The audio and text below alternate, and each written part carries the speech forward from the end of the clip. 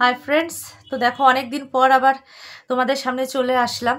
তো আজকে শীতের টুকটাক কিছু কেনাকাটা করতে স্টেশন গিয়েছিলাম। তো বাইরে আর সেরকমভাবে কিছু ভিডিও আমি করিনি, তো ভাবলাম একদম বাড়িতে এসেই দেখাবো। তো শীতের জন্য শীত যথেষ্ট বাড়ছে, তো দেখো শীতের জন্য আজকে এইটা কিনলাম, উইন্টার জ্যাকেট।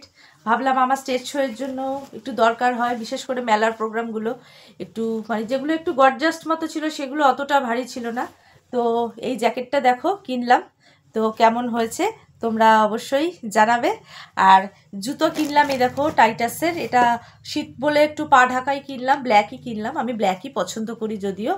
এই শ্যুটা নিলাম, তো কেমন হয়েছে তোমরা অবশ্যই জানাবে। কারণ জ্যাকেটের সাথে ভাবলাম এটা ভালো লাগবে কোথাও পরে যাওয়া টাওয়ার জন্য, মানে পা ঢাকা হলে শীতকালে একটু ভালো। আর তার সাথে মোজাও একবারে নতুন ছিল, এক সেট আছে, এবার এক সেট কিনলাম, এই জন্য দু সেট নিলাম না, এটা নস্যি নিলাম কারণ আমার ব্ল্যাক ছিল বলে।